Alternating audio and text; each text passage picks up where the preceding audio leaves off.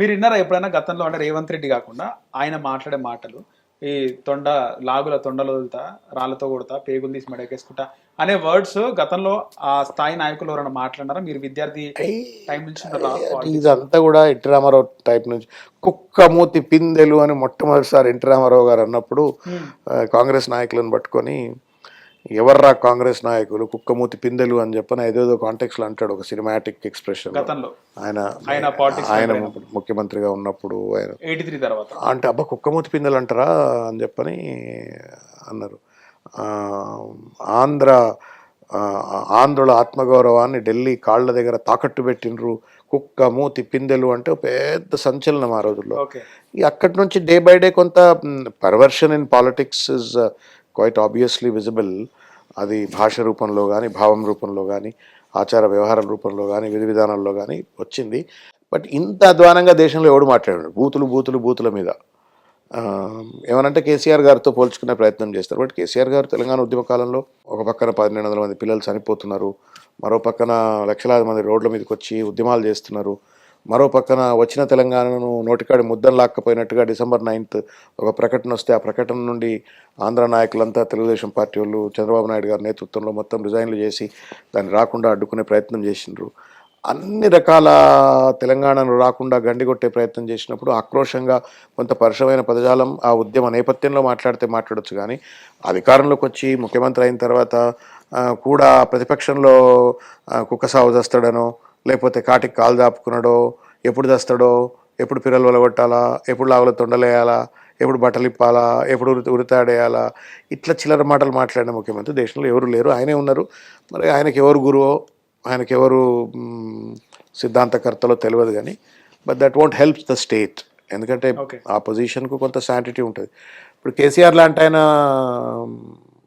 పెద్ద మనిషి తిడితే కూడా పెద్ద మనిషి తిట్టిండలే అనుకునేటువంటి ఒక హోదాకో ఔన్నత్యానికో సోషల్ పెద్ద ఆయన అనలే అని అనుకుంటారు. కానీ రేవంత్ రెడ్డి అంటే అట్లా అనుకోరు. కొంచెం ఏదో కండకారం వచ్చింది అట్లా మాట్లాడుతున్నారు అనుకుంటారు, అది పిచ్చని వచ్చింది అనుకుంటారు. కాబట్టి ఆ భాష ఎవరికైనా మంచిది కాదు. అది కమింగ్ టు ఎమ్మెల్యేలు గురించి మాట్లాడుకుంటే, ఇప్పుడు దాదాపు 10 మంది ఎమ్మెల్యేలు కాంగ్రెస్లోకి వెళ్ళిన తర్వాత మీరు వాళ్ళ గురించి ఏమంటారు అసలు? సరే, ఇప్పుడు వాళ్ళు పార్టీ మారలేదు అని చెప్పని మళ్ళీ తప్పించుకునే ప్రయత్నం చేస్తున్నారు. రేవంత్ రెడ్డి వాళ్ళను దొంగలకు సద్దులు మోసినట్టు ఆయన సద్దులు మోసే ప్రయత్నం చేస్తున్నాడు. ఆయన ధైర్యం చూసుకొని వాళ్ళు డిస్క్వాలిఫై చేయలేదు. వాళ్ళ పుట్టిన పిల్లలే మా పిల్లలు కాదంటారు కదా బీఆర్ఎస్ నేను I don't want to get into that kind of discourse. కానీ పార్టీ మారడం కరెక్ట్ కాదంటారా మీరైనా కేటీఆర్ గారు? అంటే వాళ్ళందరికి కూడా చాలా చేసినాడు. ఇప్పుడు పోచారం శ్రీనివాసరెడ్డి గారు ఉన్నారు, ఆయన 13లో 14లో వచ్చిండు పార్టీలోకి. నేను అప్పుడు ఉన్న బీఆర్ఎస్లో. ఆయనకేం తక్కువ చేయలే కదా. ఆయనకు అగ్రికల్చర్ మినిస్టర్ చేసినారు, స్పీకర్ చేసినారు. మకుటం లేని మహారాజు లెక్క బాన్స్వాడ నేలుకో అన్నట్టుగానే ఆయనకు వాళ్ళకు పిల్లలకు ఆపర్చునిటీస్ ఇచ్చినారు. తర్వాత చాలామంది ఇప్పుడు మారిన వాళ్ళు అందరూ ఏం తక్కువ చేసినాడు సార్ కేసీఆర్ గారు, ఏం తక్కువ చేయలే. గతంలో ఇదే తెలుగుదేశం పార్టీలో దానం నాగేందర్ గారు మంత్రులుగా చేసిన తలసాని దగ్గర నుంచి వాళ్ళందరూ పార్టీ మారినారు. తర్వాత కాంగ్రెస్ తెలుగుదేశం చచ్చిపోయింది. సింపుల్ ఫ్యాక్ట్, తెలుగుదేశం చచ్చిపోయింది 14లో. కాదు, కేసీఆర్ పార్టీ ఎమ్మెల్యేలు లాక్కొని చంపేసిందంటే నేను తెలుగుదేశం బతకదండి తెలంగాణలో. ఎట్లా బతది?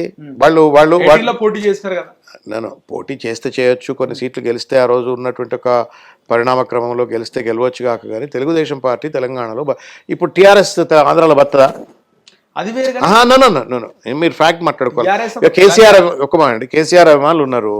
కేసీఆర్ అభిమానులు పోయి ఇప్పుడు తెలుగుదేశం ఆంధ్రప్రదేశ్లో పార్టీ పెడితే నడుస్తుందా? టీఆర్ఎస్ తెలుగుదేశం పార్టీ పెట్టిన తెలంగాణలో కదా, అప్పుడు తెలంగాణ మూవ్మెంట్ పరిస్థితులు మారినాయి కదా. నువ్వు 1200 మంది Telugu Desam party, whether you like are dislike it, is the truth, is the history. 1200 మంది చావుకు కారకులు. మీరు విద్యార్థి విభాగంలో మీరు పనిచేస్తుండొచ్చు కానీ బట్ ద ఫ్యాక్ట్ అది. ఆ రోజు December 9th అదెందుకండి అంతకు పోదాం. బెలి లలిత, మారోజు వీరన్న, ఇటువంటి పెద్దలంతా తెలంగాణ ఉద్యమంలో ఉన్నప్పుడు తెలంగాణ పదమే నిషేధితం అని చెప్పింది యనమల రామకృష్ణుడు స్పీకర్గా. తెలంగాణ పదం వాడొద్దు అసెంబ్లీలో అని చెప్పని ఫత్వాలు జారీ చేసింది వాళ్ళే. తర్వాత తెలంగాణ అంటే ఎన్కౌంటర్లు చేసింది వాళ్ళే, పిట్టలు కాల్చినట్టు కాల్చిపడేసినారు నక్సలైట్లను ముద్రేసి. చంద్రబాబు నాయకత్వంలో అఫ్ కోర్స్ ఆయన నాయకత్వంలోనే జరిగింది. తెలంగాణ పైన పెద్ద దాడి జరిగింది ఆయన నాయకత్వంలోనే జరిగింది. జరిగిన తర్వాత కేసీఆర్ గారి ఉద్యమంలో డిసెంబర్ 9 ప్రకటన వచ్చిన తర్వాత దాన్ని వెనక్కి తిప్పడం కోసం రాజీనామాల డ్రామాను మొదలుపెట్టించింది ఆయనే. అటు కాంగ్రెస్, తెలుగుదేశం, రోషయ్య, పీషయ్య అందరిని కలుపుకొని ఆ డ్రామాకు లీడ్ చేసింది ఆయనే. అది రాకుండా అడ్డుకున్న ప్రయత్నం చేసింది ఆయన. అంత చేసిన తర్వాత ఇంకా తెలుగుదేశం పార్టీ అస్తిత్వం ఎట్లా కాపాడబడుతుంది? Maybe took some time. Maybe ఎమ్మెల్యేలను తీసుకోకపోయి ఉంటే ఏ విధంగా ఉంటుండే పరిస్థితి? ఏం ఉండకపోతుండే. లేకుండా మీరు సింపుల్ ఫ్యాక్ట్ అబ్బా, రేవంత్ రెడ్డి ఎందుకు వచ్చింది బయటికి చెప్పురి. రేవంత్ రెడ్డికి ఏం తక్కువ, చంద్రబాబు నాయుడు గారు రేవంత్ రెడ్డికి ఏం తక్కువ చేసిండు? ఏం తక్కువ చేసిండా చెప్పండి. నాకు బాగా గుర్తు, చాలా సందర్భాల్లో ఉమ్మడి ఆంధ్రప్రదేశ్ అసెంబ్లీ అవుతుంటే చంద్రబాబు నాయుడు రేవంత్ రెడ్డిని పక్కన పిలిచి కూర్చోబెట్టుకుంటుండే.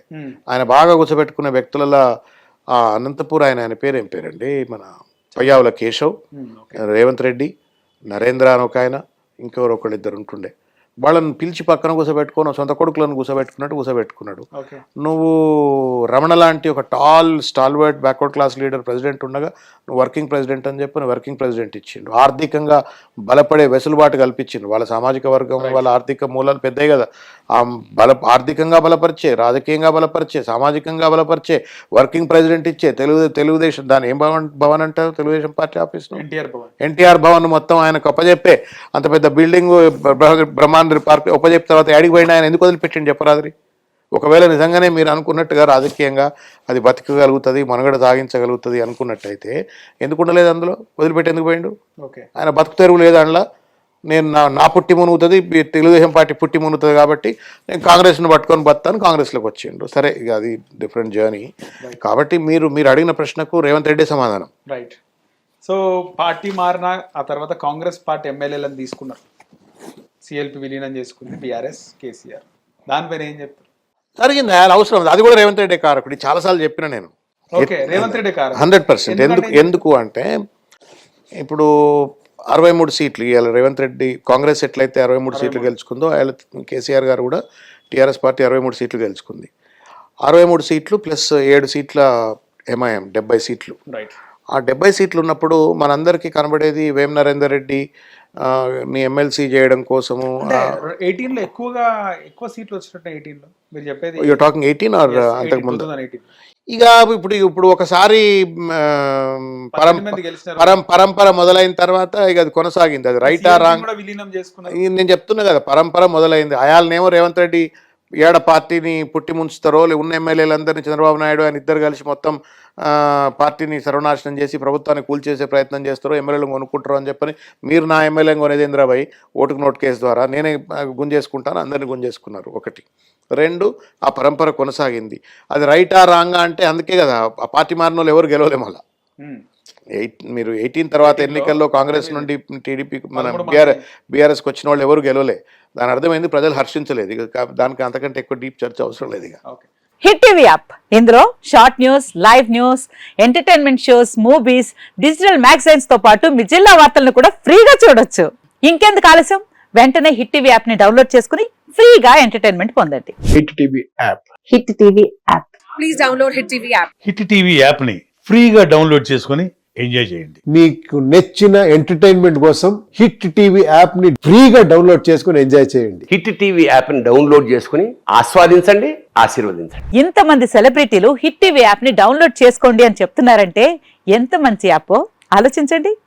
అమెరికా అమెరికాలో చదవాలనుకునే వాళ్ళకి విశ్వసనీయమైన పేరు మన శౌర్య కన్సల్టెన్సీ. UK లో 1 year masters, UK లో 1 year masters, 2 years work permit up to 5 years visa. Contact Saurya Consultancy. Contact 89851 89851.